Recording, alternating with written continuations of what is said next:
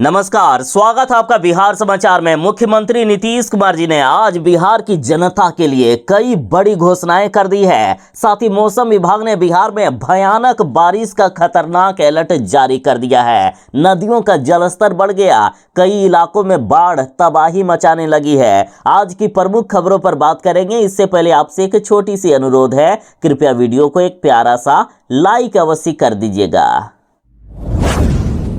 मौसम विभाग ने बिहार वालों के लिए खतरनाक अलर्ट जारी कर दिया है। बिहार के सभी 38 जिलों में भयानक बारिश होने वाली है। बीते दिन भी बिहार के सभी जिलों में बारिश देखा गया। मौसम विभाग का कहना है कि अगले 4 से 5 दिनों तक बिहार के सभी 38 जिलों में भयानक बारिश होगी। तेज हवाएं चलेगी। हवा की रफ्तार 30 से 40 किलोमीटर प्रति घंटे की होगी। बिहार के सभी 38 जिलों में बारिश का येलो अलर्ट जारी कर दिया गया है। साथ ही मौसम विभाग ने कहा है कि पूरे बिहार में वज्रपात की भी प्रबल संभावना है। आए दिन बिहार में वज्रपात से लोगों की दर्दनाक मौतें हो रही है, अतः बच के रहने को मौसम विभाग ने कहा है। देखिए, मौसम विभाग के अनुसार अगले 5 दिनों तक बिहार के जिन जिलों में भयानक बारिश होगी, ये जिले हैं पश्चिमी चंपारण, पूर्वी चंपारण, सीतामढ़ी, शिवहर, मधुबनी, सुपौल, अररिया, किशनगंज, पूर्णिया, कटिहार, दरभंगा, मुजफ्फरपुर, गोपालगंज, सिवान, सारण, वैशाली, समस्तीपुर, मधेपुरा, सहरसा, खगड़िया, बेगूसराय, भागलपुर, बांका, मुंगेर, लखीसराय, शेखपुरा, नालंदा, पटना, भोजपुर, बक्सर, रोहतास, कैमूर, अरवल, जहानाबाद, औरंगाबाद, गया, नवादा और जमुई जिला। आखिरकार अब बिहार में बाढ़ तबाही मचाना शुरू कर दिए हैं। यूपी और हिमाचल की बारिश से बिहार में गंगा नदी में उफान आ गया है। गंगा नदी में बाढ़ आ गया है।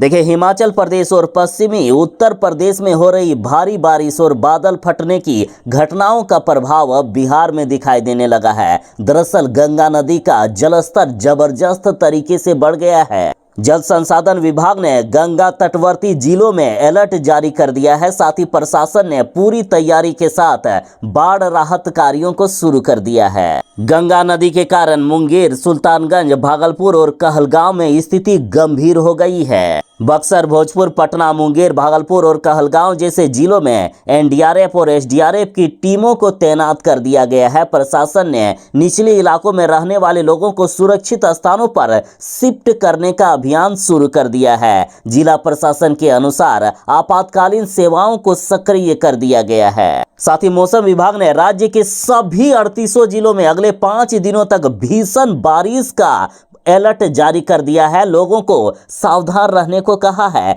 मौसम विभाग का कहना है कि अगर बारिश का सिलसिला ऐसे ही जारी रहेगा तो गंगा का रौद्र रूप आपको दिखाई देगा और निचले इलाकों में भारी तबाही मचेगी। बिहार में सरकारी नौकरी की बरसात होने वाली है। बिहार के स्वास्थ्य विभाग में बम्पर वैकेंसी आएगी। 66,000 से भी ज्यादा पदों पर सरकारी नौकरियां दी जाएगी और ये जानकारी खुद राज्य के स्वास्थ्य मंत्री मंगल पांडे जी ने दिए हैं। मंगल पांडे जी ने कहा है कि बिहार सरकार के वादे के अनुसार 12 लाख सरकारी नौकरी देने के संकल्प को हम जल्द ही पूरा करने वाले हैं। अब स्वास्थ्य विभाग में 66,108 पदों पर बम्पर बहाली की जाएगी और 1500 अस्पताल ग्रामीण इलाकों में खोलने की भी हम घोषणा करते हैं। स्वास्थ्य मंत्री जी ने कहा है कि बिहार के 7 जिलों में खुलेगा मेडिकल अस्पताल और ये जिले हैं अररिया, जहानाबाद, बांका, औरंगाबाद, कैमूर, खगड़िया और नवादा। साथ ही इन्होंने कहा कि ग्रामीण स्तर पर वर्ष 2025-26 में 1500 से भी अधिक नए अस्पताल खोले जाएंगे। पटना में 100 बेड का शिशु रोग अस्पताल भी स्थापित किया जाएगा। बेगूसराय और नवादा में कैंसर अस्पताल की स्थापना भी होगी। साथ ही बिहार कैंसर एवं शोध सोसाइटी की भी स्थापना की जाएगी। इन्होंने कहा कि बिहार के सभी अस्पतालों में लगेंगे 20,000 से भी ज्यादा सीसीटीवी कैमरे। साथ ही 66,108 पदों की बहाली पर इन्होंने कहा है कि बिहार में pharmacist, x-ray technician, ECG technician, प्रयोगशाला प्राविधिक, शल्य कक्ष सहायक, ड्रेसर आदि अन्य पदों पर बिहार में बहाली होगी। 66,108 पदों पर बहाली जल्द ही शुरू की जाएगी। इसी महीने के अंत तक वैकेंसी आ सकती है। बिहार के 8 लाख ग्राहकों पर बिजली कंपनी की है विशेष नजर। अफसरों को लिस्ट के साथ दे दिया गया है नया टास्क, इनका बिजली कनेक्शन काटा जा सकता है। देखिए, बिहार में बिजली कंपनी ने वैसे 8 लाख उपभोक्ताओं पर विशेष ध्यान देने को कहा है, जिन्होंने वित्तीय वर्ष 2023-24 में तो भुगतान किया था बिजली बिल का, लेकिन वर्ष 2024-25 में एक बार भी बिजली बिल का भुगतान नहीं किया है। ऐसे लोगों के घर बिजली कंपनी के इंजीनियर जाएंगे और पूरे घर के कनेक्शन की जांच की जाएगी कि कहीं बिजली में चोरी तो नहीं हो रही है। साथ ही ये भी निर्देश दिया गया है कि ऐसे उपभोक्ताओं से कम 50% की बकाया राशि की वसूली सुनिश्चित की जाए, और वैसे उपभोक्ता जो 50% राशि नहीं देंगे उनके घर का बिजली कनेक्शन काट दिया जाए, ये भी निर्देश दे दिया गया है। तो वैसे उपभोक्ता जो कई महीनों से बिजली बिल जमा नहीं किए हैं, उनके घर अब जांच टीम जाएगी और कनेक्शन की जांच किया जाएगा। साथ ही आपको तुरंत बिजली का बिल जमा करना होगा। जो बिजली बिल जमा नहीं करेंगे उनके घर का कनेक्शन काटा जा सकता है। जरा संभल कर रहें, बिहार में बच्चा चोर गिरोह सक्रिय हो गया है। नजर हटी तो मासूम गायब, बिहार में बच्चा चोरी हो रहा है। देखिए, बिहार के पटना जंक्शन से 2.5 साल के बच्चे सोनू के अपहरण का मामला अभी सुलझ गया है। रेल पुलिस ने बच्चे को सीतामढ़ी जिले के खेरवा गांव से सकुशल बरामद किया। साथ ही बच्चा चोरी करने वाले गिरोह से जुड़े 2 व्यक्तियों को गिरफ्तार भी किया गया है। अभी खुलासा हुआ कि बच्चा चोरी करने के बाद 2,70,000 में बच्चा को बेचा गया था। साथ ही बिहार पुलिस ने लोगों को सतर्क रहने को कहा है। लोगों से कहा गया कि बिहार में बच्चा चोर गिरोह सक्रिय है, जरा अपने बच्चों पर ध्यान रखें, अपने बच्चों को जरा संभाल कर रखें। पुलिस ने कहा है कि खास करके रेलवे स्टेशनों पर अज्ञात लोगों से सावधान रहें और बच्चों को अकेला ना छोड़ें। बिहार सरकार ने बड़ा फैसला लिया है। सरकारी कर्मचारियों के प्रमोशन का इंतजार खत्म हो गया, नियमों में हुआ संशोधन।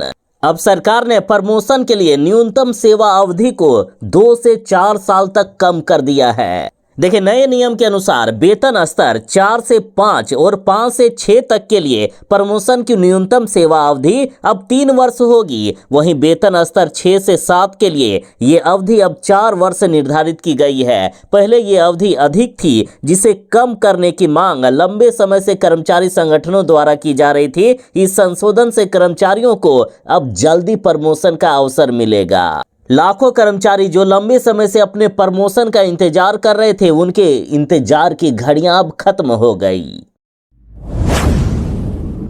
बिहार में वोटर लिस्ट पुनरीक्षीकरण का काम शुरू हो रहा है। चुनाव आयोग ने सभी विपक्षी पार्टियों को खास करके कह दिया है कि किसी भी हालात में ये काम नहीं रुकने वाला है। तो अब बड़ी खबर है, पूर्णिया सांसद पप्पू यादव ने बिहार की जनता को कहा है कि वोटर लिस्ट पुनरीक्षीकरण का बहिष्कार करें। इन्होंने कहा कि बीएलओ को अपने गांव में घुसने मत दीजिएगा। पप्पू यादव का कहना है कि गरीबों का नाम साजिश करके वोटर लिस्ट से काटा जा रहा है, क्योंकि ये बीजेपी और नीतीश सरकार समझ चुकी है कि कोई भी गरीब जनता हमें वोट नहीं देगी। देखिए, पप्पू यादव ने सोशल मीडिया के जरिए लोगों से अपील की है कि वे किसी भी बीएलओ या चुनाव कर्मी को अपने गांवों में प्रवेश करने की अनुमति ना दें, और अगर वो आ जाए तो चाय पानी कराकर विदा कर दें, लेकिन कोई भी दस्तावेज या जानकारी उनको ना दें।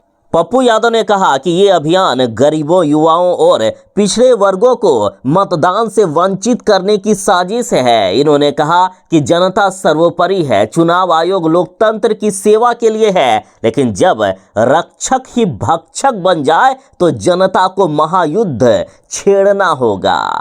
पप्पू यादव ने कहा है कि गरीबों के पास जन्म प्रमाण पत्र नहीं होते हैं। पिछड़े, दलित और ग्रामीण क्षेत्रों में बिना दस्तावेजों के लाखों लोग वंचित हो सकते हैं चुनाव से। उन्होंने कहा कि जब बच्चों का जन्म प्रमाण पत्र नहीं बना है तो उनके माता पिता के कागजात कहां से आएंगे आज। अब सड़क दुर्घटना में घायलों को बेझिझक पहुंचाएं अस्पताल और बने सम्मान के हकदार।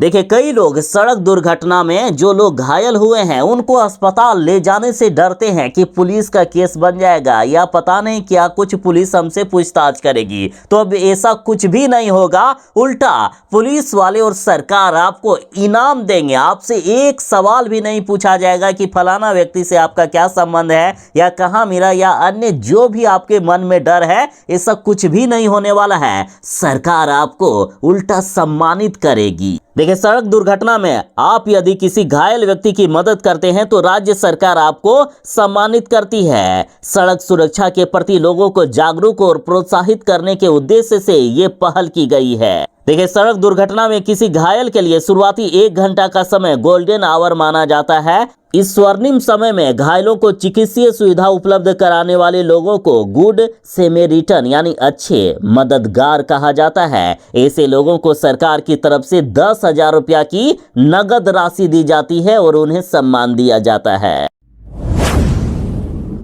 नीतीश कुमार जी के भूलने की बीमारी पर गोपाल मंडल ने बड़ा बयान दिया है। देखिए, लगातार नीतीश कुमार जी पर सवाल उठते हैं कि नीतीश कुमार जी मेंटल रूप में डिस्टर्ब हो गए हैं, उनकी याददाश्त कमजोर हो गई है। कई बार विपक्ष कहते हैं कि नीतीश कुमार जी पागलपन के शिकार हो रहे हैं। लेकिन अभी बड़ी खबर है कि जदयू विधायक गोपाल मंडल ने मुख्यमंत्री नीतीश कुमार के स्वास्थ्य को लेकर बड़ा बयान दिया है। विपक्ष के आरोपों पर उन्होंने अपनी प्रतिक्रिया देते हुए कहा कि उम्र ढलने के साथ याददाश्त तो कमजोर हो ही जाती है। लेकिन इन्होंने कहा कि नहीं, नीतीश कुमार जी मेंटली डिस्टर्ब नहीं है। नीतीश कुमार से हम बार बार मिलते हैं, हम उनसे पूछ तो नहीं सकते हैं। थोड़ा हमको लगता है कि दांत साफ करवाए होंगे, उसमें कुछ ऐसा होगा कि मुंह चलाते रहते हैं। आपने देखा होगा नीतीश कुमार जी अब बराबर अपना मुंह चलाते रहते हैं, ये आदत में उनका शुमार हो गया है और ऐसा गोपाल मंडल भी कह रहे हैं। आगे गोपाल मंडल ने कहा कि नीतीश कुमार की बोली, स्वभाव, बात विचार सब कुछ ठीक है, ऐसा नहीं है कि वो भूल जाते हैं। रही बात भूलने की, तो ये बीमारी तो मुझ में भी आ गई है। कुछ लाने के लिए घर से जाते हैं तो भूल जाते हैं कि क्या लाना है, फिर कहीं खड़ा होकर सोचते हैं, तब जाकर पता चलता है। हमसे तो नीतीश कुमार जी सीनियर हैं, इसलिए उम्र के कारण उनका याददाश्त थोड़ा कमजोर हो सकता है। वारे बिहार में शराबबंदी कानून, देसी शराब बनाकर उसको विदेशी बनाया जा रहा है। नकली शराब अब बिहार में 4 गुने 5 गुने दाम में बेचे जा रहे हैं। देखिए, छापेमारी हुई जिसमें स्प्रिट, खाली बोतलें, लेबल, रेपर आदि पाया गया। मतलब देसी शराब और घटिया शराब बनाकर उसको बोतल में भरा जाता है, उसमें विदेशी शराब के ब्रांड का स्टिकर चिपकाया जाता है, लेबल, रेपर सब कुछ पाया गया है। दरअसल ताजा मामला मुजफ्फरपुर जिले के हथौड़ी थाना क्षेत्र स्थित डकारना गांव का है, जहां एक झोपड़ी नुमा घर में संचालित हो रही नकली शराब की फैक्ट्री का भंडाफोड़ हुआ। और इस बीच 135 लीटर स्प्रिट, तैयार शराब के पाउच, विभिन्न ब्रांड के रेपर, स्टिकर, खाली बोतलें और शराब बनाने में इस्तेमाल होने वाली अन्य सामग्री बरामद की गई। इस कदर शराब बनाया जा रहा था कि असली और नकली की पहचान करना भी मुश्किल होगा।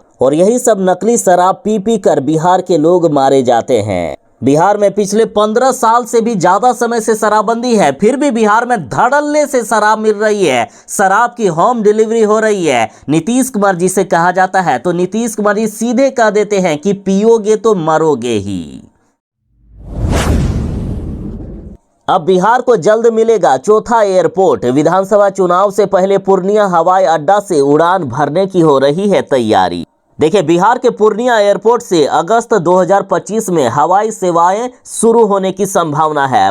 पूर्णिया शहर से सटे चुनापुर में निर्माणाधीन सिविल एनक्लेव का कार्य तेजी से जारी है। आगामी विधानसभा चुनाव को ध्यान में रखते हुए केंद्र और राज्य सरकारें इस परियोजना को समय पर पूरा करने के प्रयास में जुट गई है। 9000 मीटर लंबे रनवे का निर्माण कार्य किया जा रहा है, जो बिहार का सबसे लंबा रनवे होगा।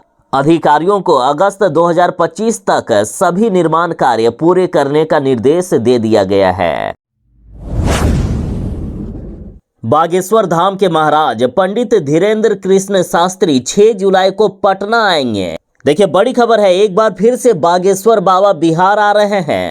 देखिए, पटना के ऐतिहासिक गांधी मैदान में 6 जुलाई को सनातन महाकुंभ का भव्य आयोजन किया जा रहा है। कार्यक्रम में बागेश्वर धाम के पीठाधीश्वर धीरेंद्र शास्त्री भी शामिल होंगे। खास बात यह है कि इस दौरान धीरेंद्र शास्त्री दरबार नहीं लगाएंगे, बल्कि वह हनुमंत संवाद कार्यक्रम में भाग लेंगे। उनकी उपस्थिति लगभग 2 घंटे तक होगी, जिसमें वो श्रद्धालुओं के साथ आध्यात्मिक चर्चा करेंगे। पशुपति पारस का महागठबंधन में जाना तय हो गया है। तेजस्वी यादव से डील हो गई है फाइनल। देखिए, पशुपति कुमार पारस एनडीए से नाता तोड़कर महागठबंधन में शामिल हो रहे हैं। नीतीश सरकार और केंद्र सरकार पर इन्होंने गंभीर आरोप लगाया। देखिए, पशुपति पारस ने प्रेस कॉन्फ्रेंस करते हुए कहा कि वे महागठबंधन का दामन थामने जा रहे हैं। इन्होंने कहा कि तेजस्वी यादव से ये मुलाकात करेंगे और बात पक्की होते ही महागठबंधन में शामिल हो जाएंगे। इन्होंने कहा कि बिहार में कानून व्यवस्था पूरी तरीके से चरमरा गई है। वक्फ बिल लाकर सरकार अल्पसंख्यकों की जमीन हड़पना चाह रही है। इन्होंने आरोप लगाया कि राज्य का राजनीतिक माहौल बहुत खराब हो गया है। साथ ही इन्होंने नीतीश कुमार जी को मानसिक रूप से अस्वस्थ बताया। साथ ही इन्होंने कहा कि केंद्र की सरकार केवल जुमलेबाजी कर रही है। महंगाई लगातार बढ़ती जा रही है, बेरोजगारी चरम पर है और युवाओं को रोजगार नहीं मिल रहा है। भ्रष्टाचार भी बढ़ रहा है और सरकार इसे रोकने में नाकाम है। इसे सिर्फ महागठबंधन की सरकार ही रोक सकती है।